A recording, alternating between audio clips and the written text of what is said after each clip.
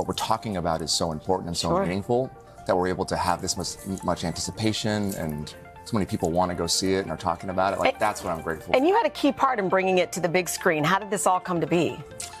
Well, in 2019, I read the book. I was sent the book by my book agent and friend at the time, and I was looking for films that could inspire, that were commercially viable, but also could really like reach in and touch somebody's heart.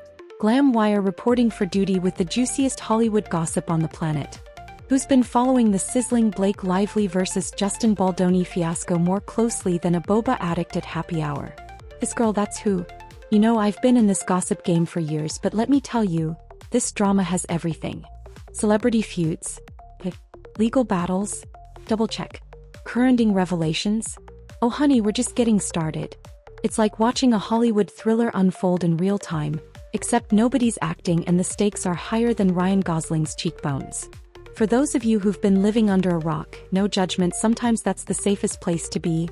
Let me catch you up real quick. A lot of it's my real life clothes or my husband's clothes or my girlfriend Gigi's clothes. I was borrowing some. Wait, that's kind of amazing. So you have something of Gigi's in the movie. Yeah, it's like a wedding, like something old, something borrowed, something blue, something new. Wait, which one? It's just, now I want to think of the scene. Oh, I'm wearing her stuff all over it. Oh, really? And tons of like Bodhi, which is with the suit now that I'm wearing is Bodhi. It was meant for my husband, but I borrowed it. His suit? It was meant for him to wear, but it's so pretty. Look at it. You guys are not getting it in the shot. Blake Lively, America's sweetheart and queen of the Met Gala, is currently in the middle of what might be the biggest PR nightmare since her bestie Taylor Swift's infamous 2016 drama. But this time we're not talking about snake emojis and subtweets. We're talking serious allegations, million-dollar lawsuits, and enough receipts to fill a CVS. And at the center of it all, Justin Baldoni, who's apparently been sitting on a treasure trove of evidence that could make Blake's claims look shakier than a TikTok dance challenge. Now, I've seen my fair share of celebrity meltdowns. Remember the great avocado toast scandal of 2022? But this is next level, darlings. So grab your favorite drink. Mine's an iced matcha with extra drama. Settle in and prepare yourselves for what might be the most explosive Hollywood takedown since. Always tease each other. He was, you know, after I gave birth, he was like, oh my gosh, you know, if I lost you and I, you know, went to the park with our 3 kids, I mean, think of the ladies I can. Like, this is a horrible thing to say. And he's like, I mean, I've got a long list. And I was like, oh really? Because I just have one on my list. Oh. I didn't have anyone on my list. And then it wasn't funny anymore. No, it's so much more of a burn. He's like, wait, who? And I was like, Tell me, think of someone, think of someone. Bob Newhart, I don't know. Well, since ever. But wait, there's more. Her legal team is performing about as well as a toddler playing Jenga during an earthquake. It's fiasco after fiasco, and it seems like nobody has told Blake to, I don't know, calm down and regroup. Instead, she's doubling down, and baby, the delusion is real. Before I spill every last drop of scorching tea, do me a quick favor, smash that like button and subscribe for more meltdown coverage. Trust me, you're going to want to stay in the loop on this fiasco. So here's the tea. Justin Baldoni is not playing around. He dropped fresh behind-the-scenes footage and boom, the internet collectively hollered, Blake, you got some explaining to do. Just when we thought the last video was cringe enough, we get brand new clips that basically put a neon sign on everything. Let's start with Blake's big "he locked me in a basement" meltdown. Initially we had no audio. Why, you ask? Because she claimed it was a scene that needed background music or some conveniently silent reason. Well, guess who had the original audio? That's right, Justin.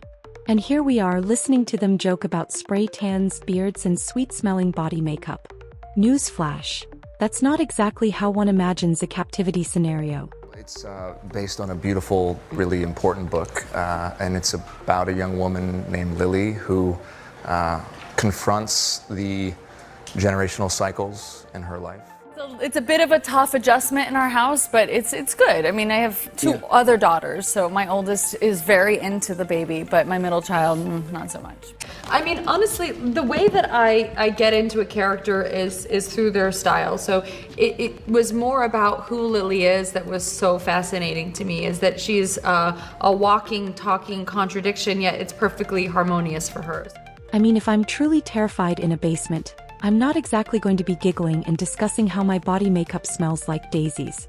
The plot thickens because Justin's not lying down and taking it. He got Brian Fredman, a top-tier attorney, systematically debunking everything Blake says with receipts. And honey, those receipts look legit. They're dropping these files in some tactical slow drip schedule. First minor texts, then the basement revelations, and now behind-the-scenes footage that's very unflattering to Blake's claims. Let's tackle that moment Blake insisted was her personal nightmare. She had previously described it as a muted shot, allegedly so nobody could confirm or deny her commentary. But lo and behold, Justin had the raw footage with sound, and guess what? It's fairly benign, just talking about random stuff, production details, things you'd expect from two actors trying to make a shot sizzle. The exact snippet Blake built her entire claim around? Justin leans in and says, "I'm getting bearded on you today." Blake giggles and says, "I'm probably getting spray tan on you." Justin compliments the smell. She clarifies it's just her body makeup. That's it. That's her big proof of harassment. Now about that trailer thing. Blake said Justin walked in while she was breastfeeding without her consent. Justin's texts show the opposite. Apparently, Blake invited him over. The same goes for the producer drama. Turned out to be an RC tub photo related to home births. It's a bit of a tough adjustment in our house, but it's good. I mean, I have two other daughters, so my oldest is very into the baby, but my middle child, not so much. But we're thinking of keeping her. Does she like play with her? What does she think? Well, she sort of like pretends to play with her. So like in the beginning, our oldest is like loving on her, and she's like very maternal, and then our middle daughter is just keeps away from her. The second Justin started rolling out his receipts, Blake basically ran to the Human Rights Office in the Southern District of New York, begging for a gag order. She claims Justin's trying this case in the media. Bit ironic seeing as she teamed up with the New York Times to put Justin on blast in the first place.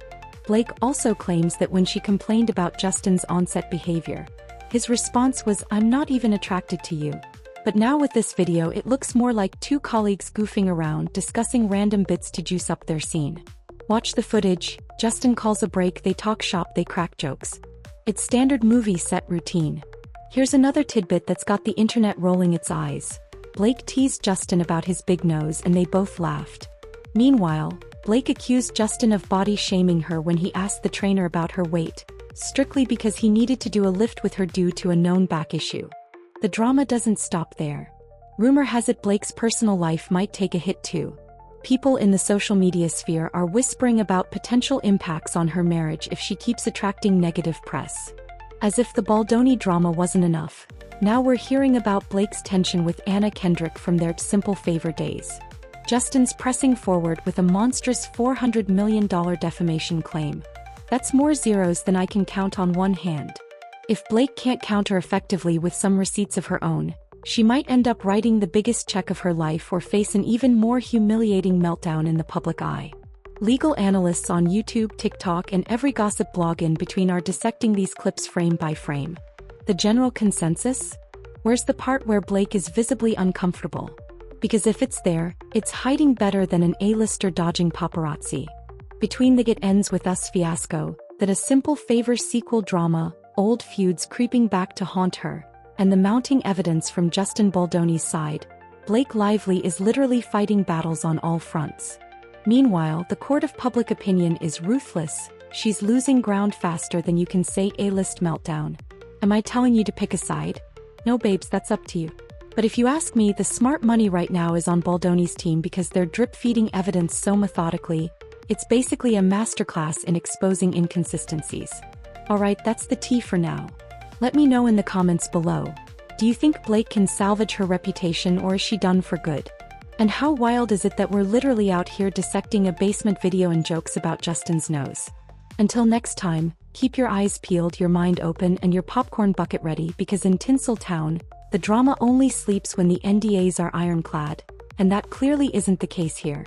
If you haven't already, tap that subscribe button, smash the like, and share this video with your drama-loving besties. Glamwire signing off. Seriously, life's too short for boring. Embrace the madness, and I'll see you on the next episode of Hollywood's Hottest Meltdown.